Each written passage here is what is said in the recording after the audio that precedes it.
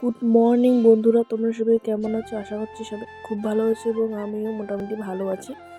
আজকে ব্লগটা আমি এখন থেকে স্টার্ট করলাম। এখন বাজে প্রায় 8টার মতো। তো সকালে সবার ফার্স্টে আমি স্নান করে নিলাম। তো তারপর চা করতে চলে আসলাম। লাল চা করবো, তারপর করবো দুধ চা।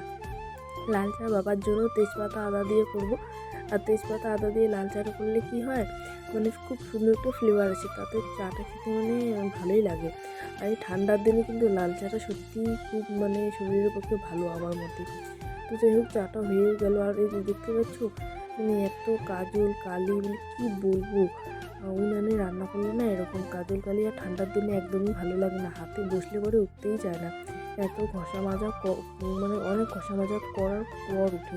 তো আমি অল্প কয়েকটা মুড়ি এবং লাল চা বাবাকে দিয়ে, বাবা যে দোকানে আছে তো দিয়ে আসবো। তো তারপর আবার রান্না করতে হবে ভাত। তো ভাতের জন্য আমি জলও কিন্তু বসিয়ে দিয়েছি। চা করলাম, ওইদিকেই জল বসিয়ে দিয়েছি। তো চা দিয়ে আসলাম, এসে এখন আমি চালটা কিন্তু ধুয়ে রেখেছি। তো এখন ভাতটা বসিয়ে দিয়ে তারপর আমার আরও কত কী কাজ আছে, ওগুলো আস্তে আস্তে করবো। তো সবজি বাতি কাটাকাটি করতে হবে। তো আমাদের গাছে অনেক লাউ হয়েছে, তো একটু লাউ কেটে নিয়ে আসতে হবে। তো ফার্স্টে আমি ঘরে আসলাম। ঘরে এসে জানলাটা যেহেতু খোলা হয়নি, তো জানলাটা একটু মেলে দিলাম। আর ঘরের এই বাইরের এই সুন্দর রোদটা ঘরে এসে পড়লো।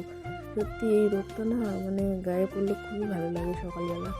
তো আমি তারপর আমি সিঁদুরটুকু পরে নিলাম। সিঁদুর যেহেতু পরিনি, স্নান করার পর তাড়াতাড়ি করে আগে বাবাকে চা দিলাম। তার কারণ বাবা অনেকক্ষণ আগে ঘুম থেকে উঠেছিল, তো সেই কারণে একটু লাউটাও কেটে নিয়ে আসলাম আমি। তো তারপর আমি একটু বসলাম চা খেতে, চা খাবো। তো এই যে এইটা দিয়ে চা খাবো, এটাকে কী বলে তোমরা সবাই কমেন্ট করবে, তোমরা কী বলো এটাকে। তো এইটা দিয়েই আমি এখন অল্প একটু চা খাবো। আর চা কাপগুলো না আমরা কেন জানি নতুন কাপগুলো ভেঙে যাচ্ছে, সত্যি কেন যে ভেঙে যাচ্ছে আমি নিজে বুঝি না। নতুন কাপড় দামই নিয়েছিলাম, কাপগুলো বেশি দিন হয়নি, প্রায় 1-2 মাসের মতো হচ্ছে, কিন্তু রেগুলার চা খাওয়া হয় না, তবুও এরকম হয়ে যাচ্ছে।